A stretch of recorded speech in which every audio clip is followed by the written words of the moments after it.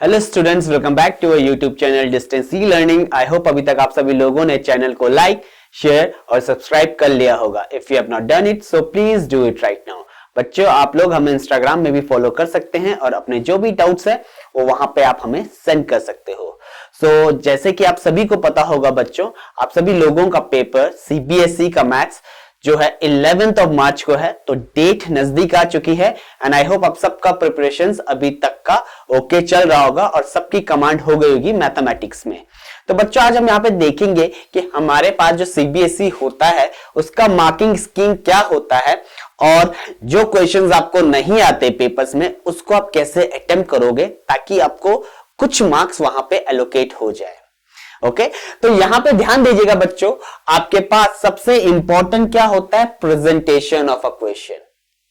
Clear है कि आप प्रेजेंट कैसे कर रहे हो। फॉर एग्जाम्पल, हम सभी लोगों के घर पे खाना बनता है। ओके, हम सभी की मॉम लोग यहाँ पे खाना बनाते हैं, तो अगर वहां पे खाने का प्रेजेंटेशन ढंग का नहीं होगा तो हम खाना नहीं खा पाएंगे। फॉर एग्जाम्पल, यहां पे बच्चों एग्जामिनर को आंसर से कोई मतलब नहीं है, आपने उस आंसर को लाने के लिए क्या अप्रोच लगाया है वो इंपॉर्टेंट है। आंसर तो आप निकाल सकते हो, लेकिन अगर उस आंसर को आपने प्रेजेंटेबल वे में नहीं लिखा गया है तो वो आपका रॉन्ग प्रेजेंटेशन माना जाएगा। अगर आप यहां पे खाने का एग्जांपल लो बच्चों, तो अगर आपको एक ही बाउल में दाल भी सर्व कर दिया जाए, उसी में चावल भी, उसी में सब्जी भी, उसी में आपका स्वीडिश भी, तो वो कैसा लगेगा? That will be something odd। तो यही आपको ध्यान रखना है, वो प्रेजेंटेशन आपका फाइन होना चाहिए। एक अलग बाउल में राइस होना चाहिए, एक अलग बाउल में दाल होना चाहिए, एक अलग बाउल में सब्जी होना चाहिए और एक अलग बाउल में आपके पास चपातीज होनी चाहिए, तभी आप खाने को खा पाओगे। तो यहीं पे आपके पास बोर्ड का जो मार्किंग स्कीम भी है वो सेम होगा कुछ इस तरीके से कि एग्जामिनर को यहां पे आपके आंसर से कोई मतलब नहीं है। आपका आंसर डिवाइड होगा बच्चों 3 पार्ट में। क्लियर है? सबसे पहले गिवन, जो भी आपके पास क्वेश्चन में गिवन है वो आपको दिखाना है, क्या क्या गिवन है।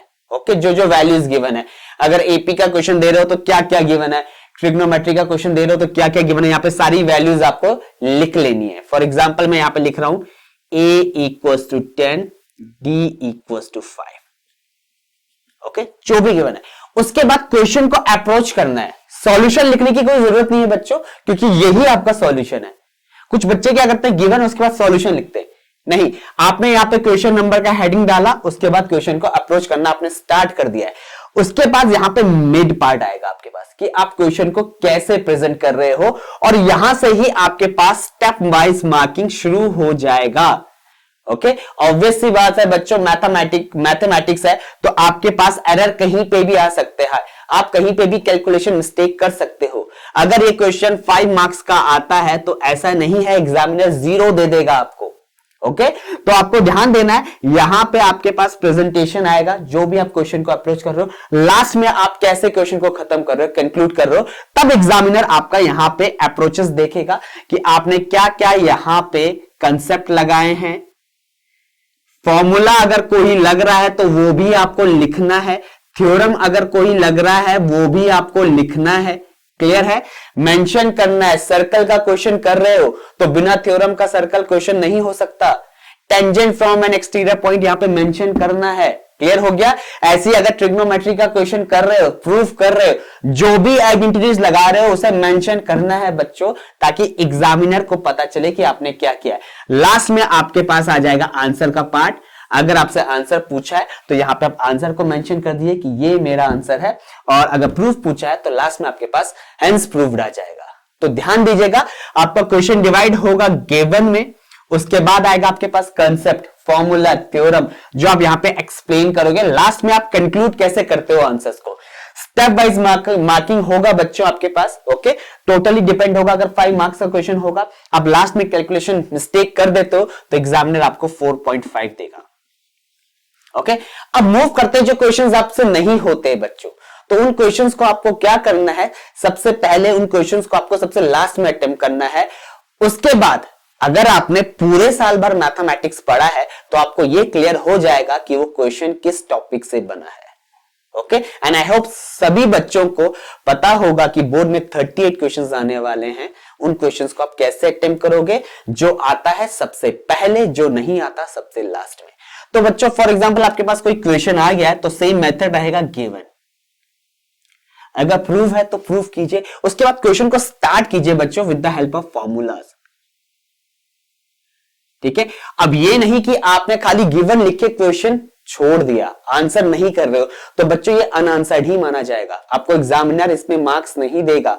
आपको क्वेश्चन स्टार्ट करना है, आपको अप्रोच दिखानी है क्वेश्चन को सॉल्व करने की, और जैसे तैसे करके आपको आंसर भी निकालना है, चाहे वो राइट निकले या रॉन्ग निकले। तो आपका एग्जामिनर क्या देगा, स्टेप वाइज मार्किंग तभी करेगा अगर आपके पास आपने प्रॉपर फॉर्मेट में उस क्वेश्चन को अटेम्प्ट किया होगा। Last but not the least बच्चों, यहां पे ध्यान देना कि आपके पास कहीं क्वेश्चंस में इंटरनल चॉइसेस भी आती हैं। क्लियर हो गया।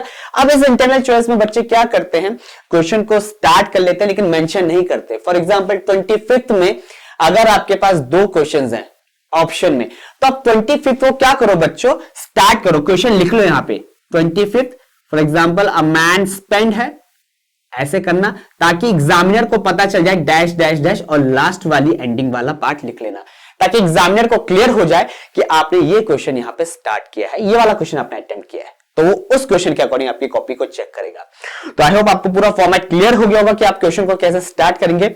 सबसे पहले गिवन, उसके बाद बच्चों आपके पास एक्सप्लेनेशन आएगा, सॉल्यूशन लिखने की कोई जरूरत नहीं है, जो भी आपके पास स्टेप्स होंगे वो मेंशन करने, और लास्ट में आपके पास कंक्लूजन पार्ट आएगा। इसी के अकॉर्डिंग बच्चों आपकी सारे आंसर्स चेक किए जाएंगे, जो भी थ्योरम्स हैं, जो भी कंसेप्ट्स हैं, जो भी फॉर्मूलेस हैं, वो सब आपको एक्सप्लेन करना है, प्रॉपर फॉर्म में वहां पे दिखाना है, तभी एग्जामिनर आपको वहां पे मार्क्स देगा।